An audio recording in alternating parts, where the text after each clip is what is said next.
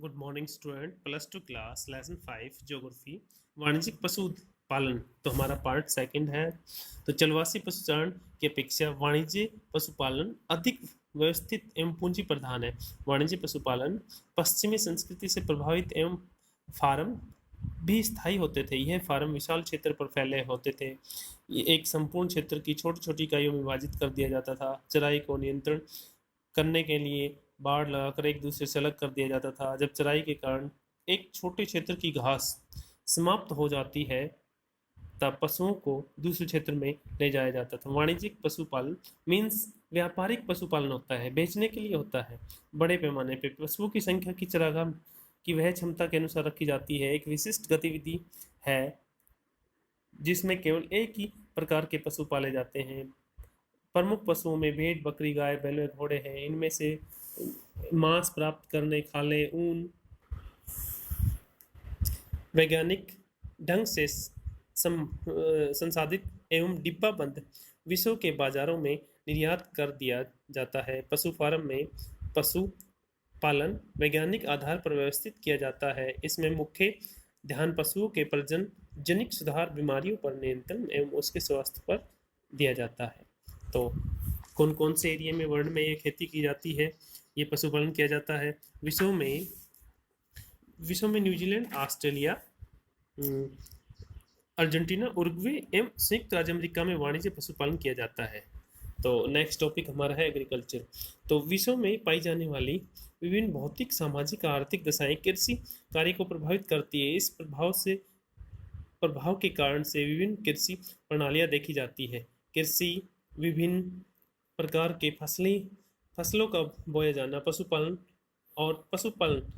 विभिन्न कृषि विधियों पर आधारित होती है। मुख्य प्रणालियां निम्नलिखित है। सबसे पहले निर्वाह।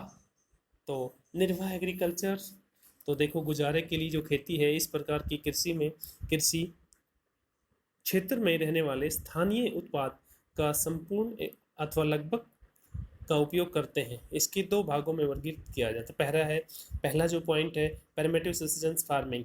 तो आदिम निर्वाह कृषि, जो सबसे पहले आदिम मानव था वो कैसे थोड़ा सेटल हो गया था तो कैसे खेती बाड़ी करने लगा।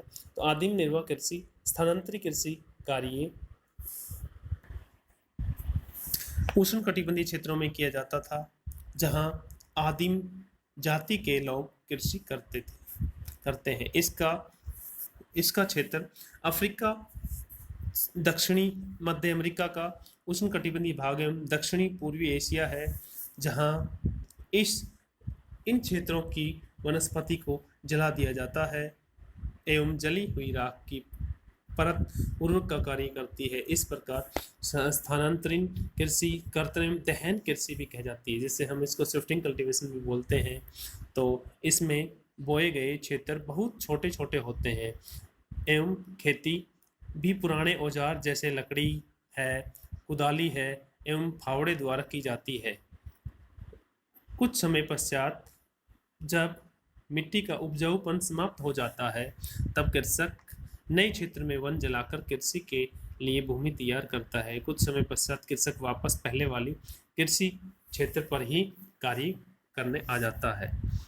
तो इस कृषि कार्य में सबसे बड़ी समस्या यह है कि इस क्षेत्र में भूमि की उर्वरता कम होती जाती है, जिससे झूम का चक्कर छोटा होता जाता है। उष्णकटिबंधीय क्षेत्रों में इसे अलग अलग नामों से जाना जाता है। भारत के उत्तर पश्चिमी राज्यों में इसे झूमिंग एवं सेंट्रल जो अमेरिका है उसमें, मध्य अमेरिका में मैक्सिको में मिल्पा, मलेशिया में, इंडोनेशिया में लादांग कहा जाता है। आप ऐसे अन्य क्षेत्रों का पता लगाइए जहां इस प्रकार की कृषि की जाती है, वहां इसे किस नाम से पुकारते हैं। तो सेकंड जो पार्ट है गहन निर्वाह खेती। अभी हमने आदिम निर्वाह खेती पढ़ी है, अभी हम सेकंड पॉइंट पढ़ेंगे गहन निर्वाह खेती। तो गहन निर्वाह खेती दो प्रकार की होती है, एक तो चावल प्रधान कृषि और एक चावल रहित गहन निर्वाह कृषि। तो जहाँ पे चावल प्रधान गहन निर्वाह कृषि, वहाँ पे मुख्य फसल जो है चावल बोया जाता है। इसमें चावल मुख्य फसल होता है। अधिक जनसंख्या घनत्व के कारण खेतों का आकार छोटा होता है। कृषि कार्य में कृषक का संपूर्ण परिवार लगा रहता है। भूमि का गहन उपयोग होता है। यंत्रों की अपेक्षा मानव श्रम का अधिक महत्व है। उर्वरता बनाए रखने के लिए पशुओं के गोबर की खाद एवं हरी खाद का उपयोग किया जाता है। इस कृषि में प्रति इकाई उत्पादन अधिक होता है, परंतु प्रति कृषक उत्पादन कम है। सेकंड जो पॉइंट है इसका, चावल रहित गहन निर्वाह कृषि, तो जिसमें मुख्य फसल चावल नहीं है, चावल के अलावा अनेक फसलें बोई जाती हैं। मानसून एशिया एवं अनेक भागों में उच्च जलवायु, मृदा एवं अन्य भौगोलिक कारकों की भिन्नता के कारण धान की फसल उगाना प्राय संभव नहीं है। उत्तरी चीन है, मंचूरिया है और उत्तरी कोरिया है।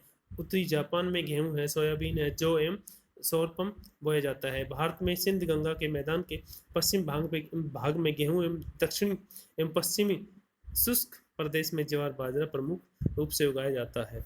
इस कृषि की अधिकतर विशेषताएं वो ही है जो चावल प्रधान कृषि की है, केवल अंतर यह है कि इसमें सिंचाई की जाती है। तो नेक्स्ट टॉपिक है रोपण कृषि। तो यूरोपीय लोगों ने विश्व के अनेक भागों का औपनिवेशीकरण किया तथा कृषि के कुछ अन्य रूपों की शुरुआत की, जैसे रोपण कृषि बृहत स्तरीय लाभोन्मुख उत्पादन प्रणाली है। यूरोपियन उपनिवेशों ने अपने अधीन उष्णकटिबंधीय क्षेत्रों में चाय, कॉफी, कोको, रबड़, कपास, गन्ना, केले एवं अनानास की पौध लगाई। तो इस कृषि की प्रमुख विशेषता यह है कि इसमें कृषि क्षेत्र का आकार बहुत विस्तृत होता है, बड़ा होता है। इसमें अधिक पूंजी की निवेश की आवश्यकता हो, इन्वेस्टमेंट ज़्यादा चाहिए, इसमें उच्च प्रबंध चाहिए, टेक्नोलॉजी हाई चाहिए, आधार चाहिए, वैज्ञानिक साइंटिस्ट मेथड चाहिए, इसमें का प्रयोग किया जाता है। यह एक फसली कृषि है जिसमें किसी एक फसल के उत्पादन पर ही संकेंद्रण किया जाता है। श्रमिक सस्ते मिल जाते हैं, मजदूर यातायात विकसित होता है, जिसके द्वारा बागान एवं बाजार सुचारू रूप से जुड़े रहते हैं। तो फ्रांस वासियों ने पश्चिम अफ्रीका में कॉफ़ी एवं कोको की पौध लगाई थी। ब्रिटेन वासियों ने भारत एवं श्रीलंका में चाय के बागान, मलेशिया में रबड़ के बाग एवं पश्चिमी द्वीप समूह में गन्ना एवं केले के बाग विकसित किए थे। स्पेन एवं अमेरिका वासियों ने फिलीपाइंस के नारियल एवं गन्ने के बाग लगाए थे। इंडोनेशिया में एक समय गन्ने की कृषि में हॉलैंड वासियों का अधिकार था। ब्राज़ील में अभी कुछ कॉफ़ी के बागान, जिन्हें फेजिडा कहा जाता है, यूरोप वासियों के नियंत्रण में है। मतलब कॉफ़ी के बागानों को हम क्या कहेंगे, ब्राज़ील की बात है, फेजिडा कहेंगे। तो वर्तमान में अधिकतर बागानों का स्वामित्व देशों की सरकार एवं नागरिकों के नियंत्रण में है। तो जो नेक्स्ट टॉपिक हमारा वो हम कल पढ़ेंगे। गुड बाय, थैंक यू, आज बस इतना।